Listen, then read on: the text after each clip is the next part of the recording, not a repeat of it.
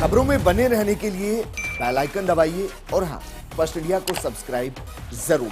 गुलाबचंद कटारिया अब असम के राज्यपाल होंगे। उनके राजस्थान की सियासत से दूर जाने के साथ ही मेवाड़ वागड़ की पॉलिटिक्स में सवाल खड़े हो गए कि कौन बनेगा कटारिया का उत्तराधिकारी। वहीं आम आदमी पार्टी ने डूंगरपुर के पूर्व देवेंद्र कटारा को शामिल कर अपने मंसूबे जता दिए हैं। वहीं आदिवासी अंचल में भारतीय आदिवासी पार्टी ने सक्रियता बढ़ा दी है। ये रिपोर्ट देखिए।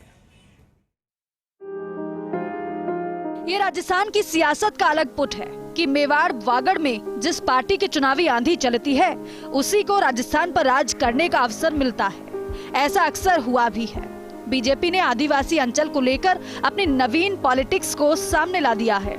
विधायक रहते हुए गुलाबचंद कटारिया को असम का महामहिम बनाने की सियासी घटना ने ये जाहिर कर दिया है कि मेवाड़ वागड़ में नया नेतृत्व उभारा जाएगा।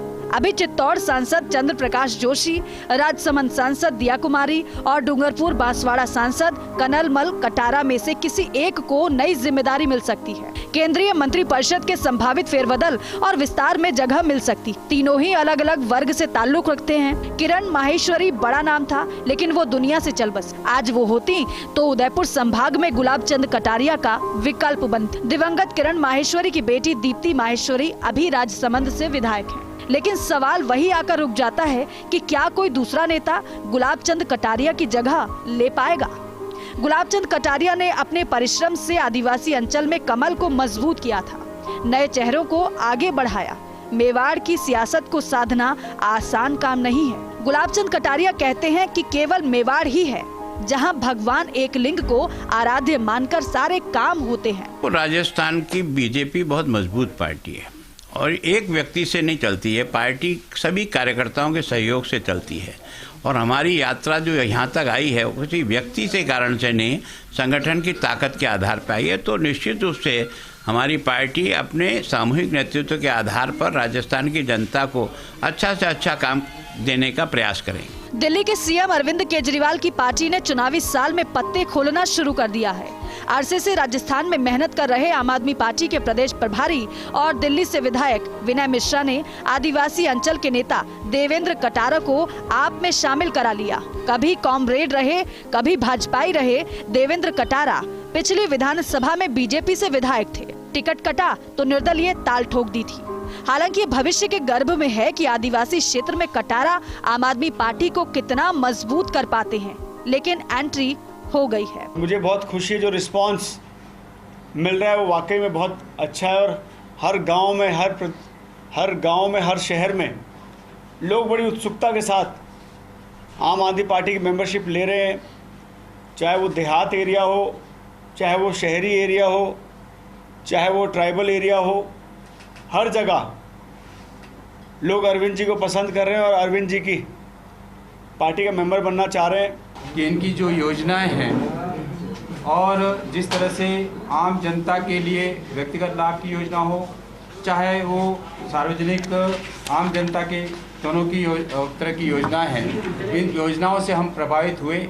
और गुजरात चुनाव का से दौरान हमारा डूंगरपुर है वो गुजरात से अटैच है और वहाँ केजरीवाल जी की गारंटी शुदा स्कीम जो हमारे बीच में आई थी, हम उससे काफ़ी प्रभावित हैं। चाहे वो महिलाओं से संबंधित हो, फ्री सफ़र से हो, इलाज से संबंधी हो, अच्छी पढ़ाई और सस्ती पढ़ाई हो, इन सब चीज़ों को लेकर के हम प्रभावित हुए हैं। और उदयपुर संभाग जो ट्राइबल एरिया है और वहाँ की जनता को केजरीवाल की साहब की योजनाओं का बहुत बड़ा लाभ मिलेगा। मेवाड़ वागड़ की सियासत में हलचल तभी से शुरू हो गई थी जब प्रधानमंत्री नरेंद्र मोदी का मानगढ़ का दौरा हुआ था। चाहे बीजेपी हो या कांग्रेस, दोनों ही आदिवासी बेल्ट में बीटीपी के बढ़ते दखल से चिंतित थे। अब भारतीय आदिवासी पार्टी की सक्रियता ने मुख्य दलों को सोचने पर मजबूर कर दिया। पिछले विधानसभा चुनाव में बीटीपी ने नुकसान पहुंचाया था।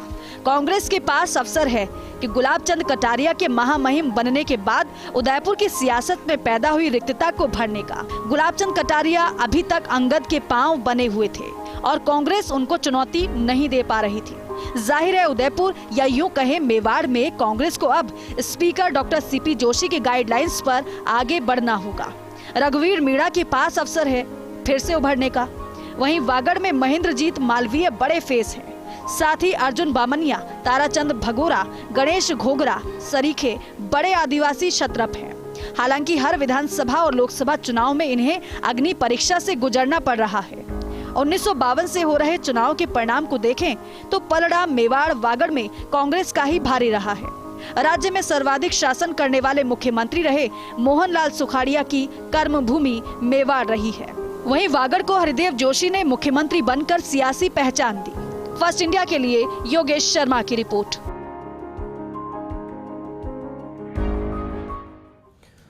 बुलेटिन